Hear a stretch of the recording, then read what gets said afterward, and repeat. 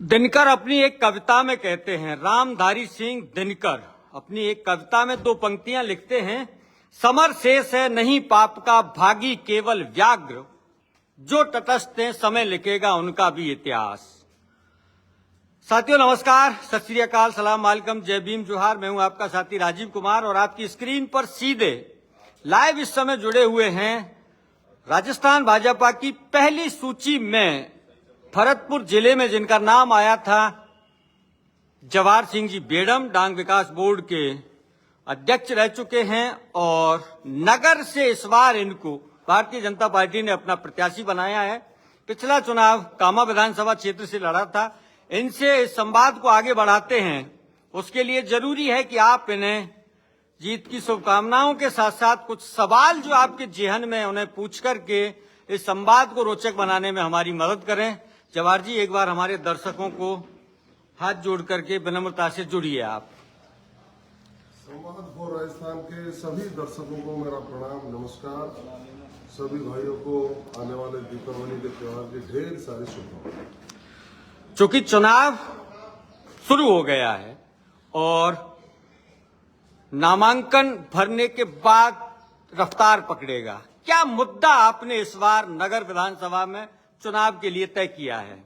देखिए राजीव जी, सबसे पहले तो मैं आपको धन्यवाद देना चाहूंगा कि आप समय समय पर हमको अपना मंच भी उपलब्ध कराते हैं और अपने दर्शकों तक हमारी बात पहुंचाने का जो सकारात्मक आपका प्रयास है, निश्चित रूप से आपके हम आभारी हैं, आपको धन्यवाद देते हैं। देखिए, नगर विधानसभा क्षेत्र में पिछले 5 सालों में जिस तरह का तुष्टीकरण हुआ है, जिस तरह की यहाँ अराजकता हुई है, कानून व्यवस्था पूरी तरह से ध्वस्त रही है, लोगों की अपेक्षाओं पर जनप्रतिनिधि खरे नहीं उतरे हैं, उन सब बातों को लेकर हम जनता के बीच में जा रहे हैं और जनता में बहुत जबरदस्त रेस्पॉन्स है। अब की बार माननीय नरेंद्र मोदी जी के आह्वान पर भारतीय जनता पार्टी का यहाँ से विधायक चुन करके राजस्थान में सुशासन वाली भारतीय जनता पार्टी की सरकार बनेगी। केदार 12 आपके मित्र राम राम कर रहे हैं, राम राम ले लो। राम राम साहब। राम भरोसी गुर्जर हैं मूढ़ोती वाले, वो भी राम राम कर रहे हैं। सभी को राम राम साहब। और विनोद कुमार है हमारे एक दर्शक, वो कह रहे हैं त्रिकोणीय मुकाबला होगा नगर में। देखिए, कोई त्रिकोणीय मुकाबला नहीं है। भारतीय जनता पार्टी के मुकाबले में कोई कैंडिडेट टिकेगा भी नहीं। अभी तो देखिए आप, जनता में जिस तरह का जोश है, उस जोश से देखने को मिलता है कि भारतीय जनता पार्टी एक तरफा जीत की ओर बढ़ रही है। कल शाम को कुछ बुजुर्गों से नगर विधानसभा क्षेत्र के हमारी मुलाकात हुई। आपको लेकर के बड़ा एक्साइटमेंट है लोगों में कि नया छोरा है, नए को मौका मिलना चाहिए। साहब, क्या मतलब कुछ जादुई आपने छड़ी फेंकी है? देखिए, नगर के आमजन का आशीर्वाद जो मुझे मिल रहा है, बुजुर्ग बेटा मान रहे हैं, युवा साथी अपना भाई मान रहे हैं, सब लोग एक साथ खड़े होकर एक ही आवाज आ रही है, अब की बार जवाहर, सिर्फ जवाहर केवल। हेमंत ग्रोवर राम राम कर रहे हैं। राम राम भैया जी। और राजेश आदिवासी हैं, वो कह रहे हैं डांग विकास बोर्ड परिषद आपकी जीत पक्की है। राजेश जी को प्रणाम। आपके कुछ वीडियो जब हम लोग देखते हैं तो आप ये कहते हुए नजर आते हैं कि साथियों, कौम को 50 साल तक ऐसा मौका मिलने वाला नहीं है। क्या कहने की कोशिश करते हैं आप समाज? समस्त हिंदू समाज की बात कर रहा हूँ। हाँ, जिस तरह से यहाँ तुष्टीकरण की राजनीति की शुरुआत हुई है, उसमें मैं हिंदू उनको मानता हूँ जो भारत के समर्थक हैं। भारत देश के समर्थक जो भारत के जो समर्थक हैं वो सभी हिंदू हैं और जो हिंदू हैं वो लोग भारत को मजबूत और सशक्त देखना चाहते हैं। जो भारत के समर्थक नहीं है उनको हिंदुस्तानी और हिंदू कैसे माना जा सकता है? जो पाकिस्तान की क्रिकेट की जीत पर पटाखे फोड़ते हो, जो हमारे देवी देवताओं को गाली देते हो, जो सनातन संस्कृति को गाली देते हो, उन लोगों के खिलाफ हम सब एकजुट होकर सनातन संस्कृति को मजबूत करने के लिए और समस्त समाज जो हिंदू समाज है, हिंदू संस्कृति को मानने वाला है, उसको चेताने का हम काम कर रहे हैं कि अब की बार आपसे चूक हो गई कि 50 साल तक आप लोग ये सपना मत देखना कि आप लोगों के प्रतिनिधि विधानसभाओं में पहुंच सके। मतलब फिर एक समाज का एक छत्रराज हो जाएगा। नहीं, मैं जो कहने वाला हूँ वो उन ताकतों का राज हो जाएगा यदि हम टूट गए तो, हम बिखर गए तो। जो लोग भारतवर्ष के समर्थक नहीं है, भारत के समर्थक नहीं है, हर समय भारतीय संस्कृति को उल्टी सीधी टिप्पणियां करें। लखपत हैं, राम भरोसी हैं, हेमंत हैं, कुलदीप चौधरी हैं, बहुत सारे लोग आपको नमस्कार कर रहे हैं, उनकी नमस्कार ले लीजिए।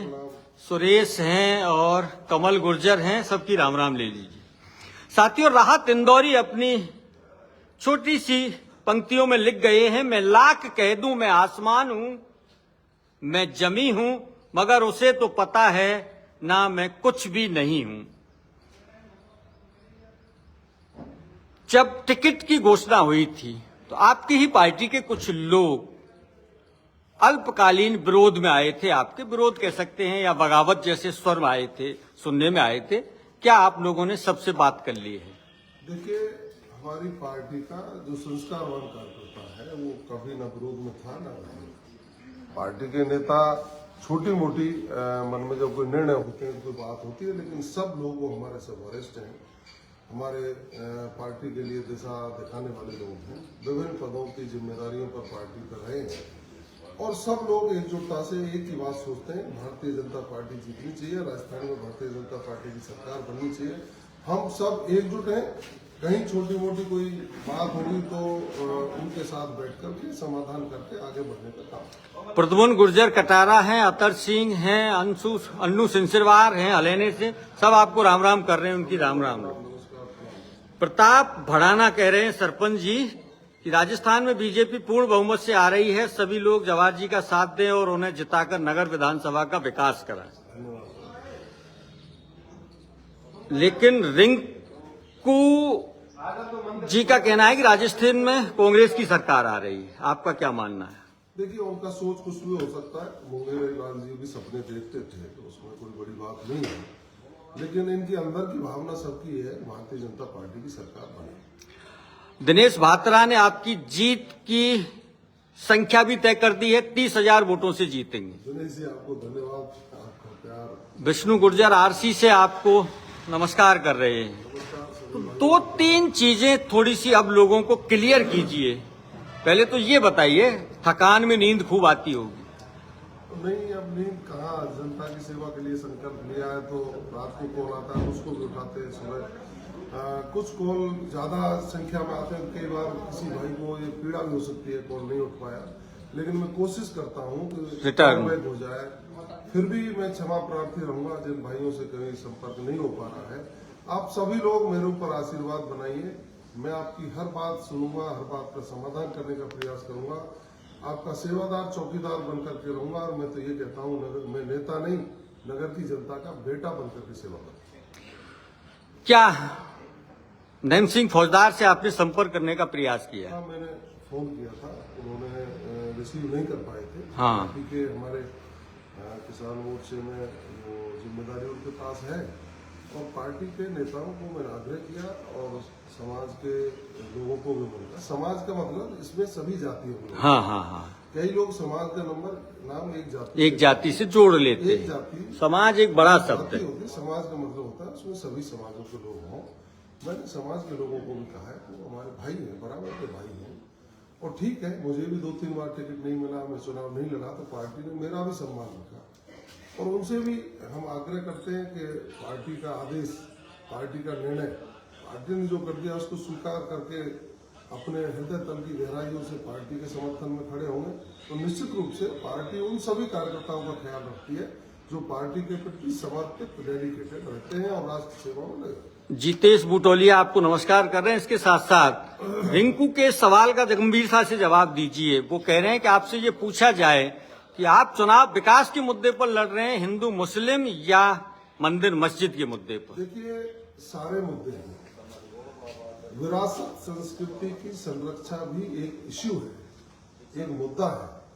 जब हमारी सनातन संस्कृति ही मिट जाएगी, जो इस देश की पहचान है, विश्व में जो अपने आप में बहुत बड़ा स्थान और महत्व रखती है, तो फिर हमारा आपका जो अध्ययन है, हमारा आपका जो विचार है, वही मिट जाएगा तो हम कहाँ रह पाएंगे। ऋषियों मुनियों का ये देश है, ऋषियों मुनियों के देश में हम सब लोगों को संस्कृति को जिंदा रखना है। ये भगवान श्री राम का देश है, कृष्ण भगवान का देश है, विष्णु जी का देश है, ब्रह्मा जी का देश है।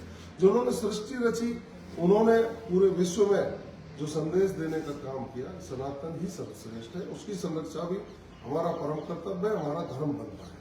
हाँ, भौतिक विकास की जहाँ तक बात है, हम भौतिक विकास के लिए भी कटिबद्ध हैं, क्योंकि आज के समय में सड़क चाहिए, बिजली चाहिए, पानी चाहिए, एजुकेशन चाहिए, भाईचारा चाहिए, अच्छे हॉस्पिटल चाहिए।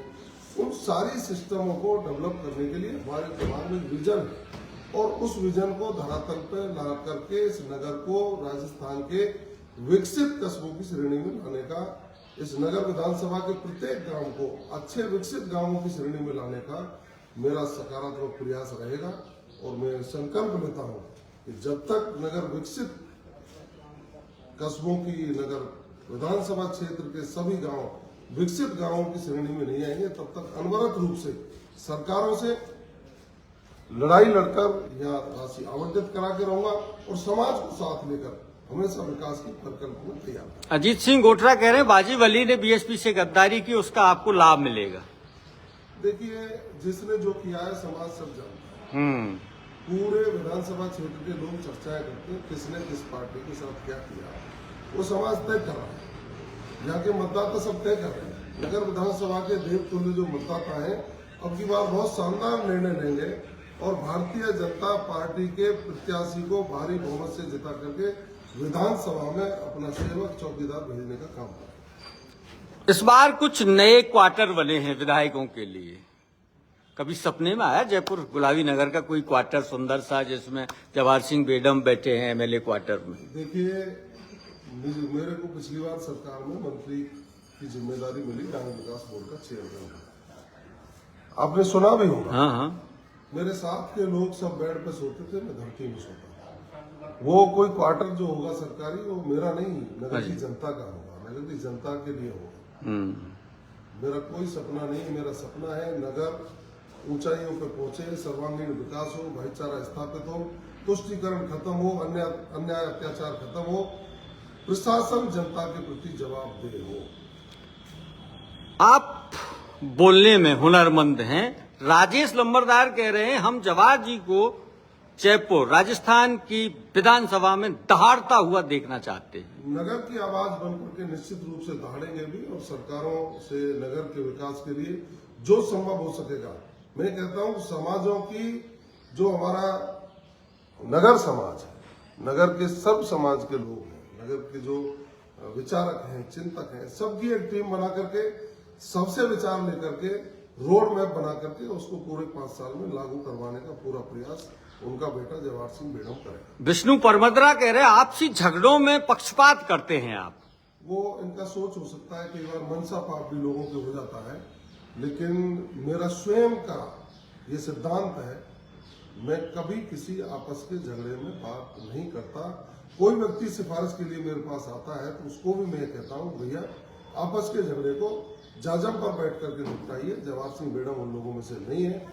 किसी भाई को कोई गलतफहमी है तो वो अपनी को जरूर सुधारे, और मैं विश्वास देता हूँ, दृढ़ निश्चय है मेरा कि मैं कभी भी आपस के झगड़ों में भाग नहीं देता हूँ, न लूंगा। गुमान बेड़ावली कह रहे हैं आपको जीत की अग्रिम बधाई, और अजीत सिंह गोठरा कह रहे हैं आप अपनी लड़ाई कांग्रेस से मानते हैं या अन्य किसी और से? देखिए, भारतीय जनता पार्टी की टक्कर में नगर में कोई भी नहीं है। अच्छा, देख रहे हैं जीत का कितना अंतर होगा। आम जन की भावनाएं बोल रही है। गांव में बैठा व्यक्ति 5 सालों में इतना त्रस्त हुआ है कि सीधा भारतीय जनता पार्टी को। एक और चर्चा है, मैं थोड़ी हल्की फुल्की सी चर्चा बीच में कर लेता हूं, क्योंकि डीग नया जिला बन गया है और नगर डीग की विधानसभा है।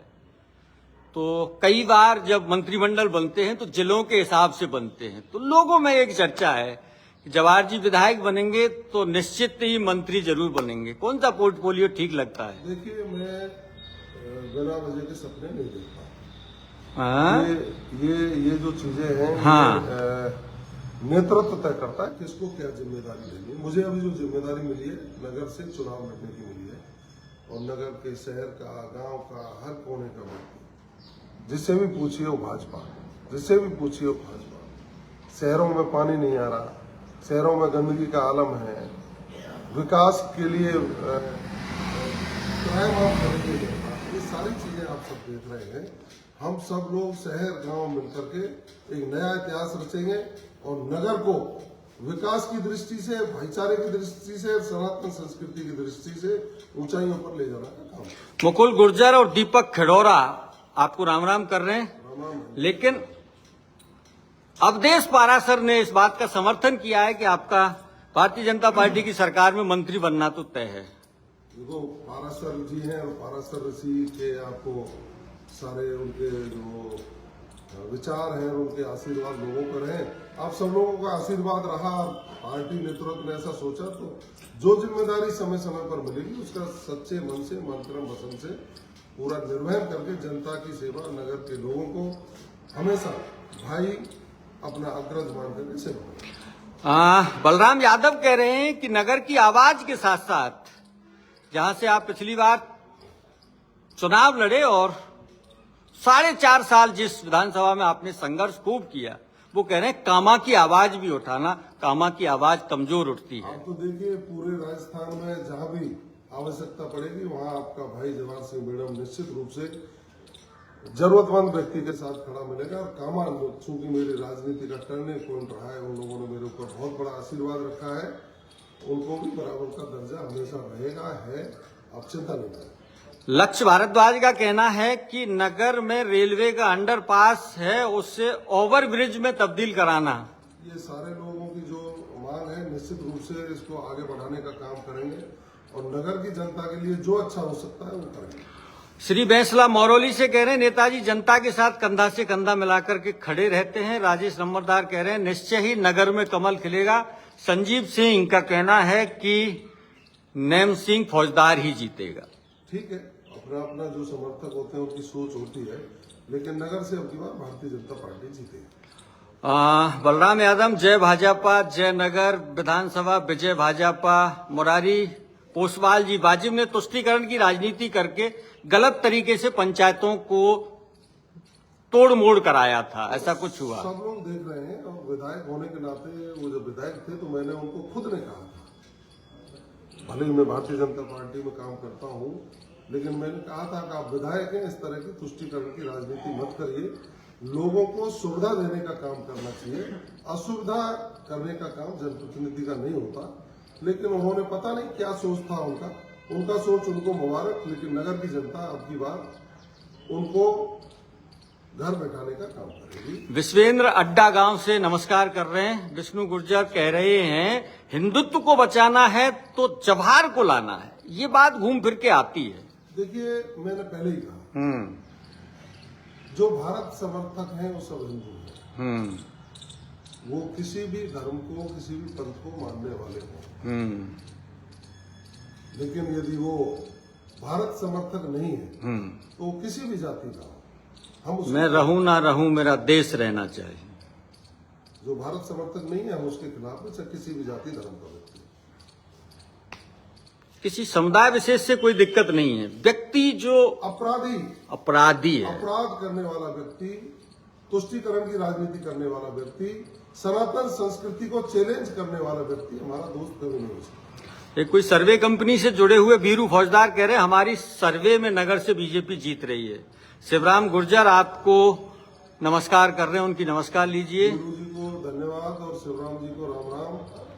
और विश्वेंद्र जी फिर नैम सिंह की बात कर रहे। चलते चलते अब अपना कोई छोटा सा संदेश जो नगर विधानसभा के साथ साथ राजस्थान भर के लोगों से आप कहना चाहते हैं। देखिए, सभी जनता जनार्दन जो हमारी मालिक होती है, जो हमारी मार्गदर्शक होती है, जो हमें आशीर्वाद देती है, उनको मेरा एक ही निवेदन है कि आप लोग संगठित होकर भारतीय जनता पार्टी के साथ खड़े हों। माननीय नरेंद्र मोदी जी इस देश को आगे बढ़ाने के लिए सबका साथ, सबका विकास, सबका विश्वास और सबका प्रयास, इस नारे को लेकर के आगे बढ़ रहे हैं। देश विश्वगुरु बने, आम जन जो अंतिम पंक्ति में बैठा व्यक्ति है वो राष्ट्र की मुख्य धारा में जुड़े, इसके जो सकारात्मक प्रयास है, जैसे बिजली, पानी, सड़क, मूलभूत सुविधाएं हैं, उनकी रोजमर्रा की समस्याएं हैं, उनका समाधान, अच्छी कनेक्टिविटी हो, स्कूलों में टीचर हो, हॉस्पिटलों में डॉक्टर हो, भाईचारा स्थापित हो, पीने के लिए पानी हो, सिंचाई के लिए पानी हो, हम सब विकास की सोच को लेकर के आगे बढ़े। इसके लिए आप सब संगठित होकर अपने बेटे जवाहर सिंह मेडम पर आशीर्वाद बनाइए। हम भारतीय जनता पार्टी की सोच को आगे लेकर माननीय नरेंद्र मोदी जी के विचार को अंतिम पंक्ति में बैठे व्यक्ति तक ले जाकर सबका विकास करने का संकल्प लेकर के आपके बीच में है। जय हिंद, राम राम। सुशील प्रधान और मोनू शर्मा नमस्कार कर रहे हैं, इनकी नमस्कार ले लीजिए। साथियों, कुछ किए बिना जय जयकार नहीं होती, कुछ किए बिना जय जयकार नहीं होती और कोशिश करने वालों की कभी हार नहीं होती।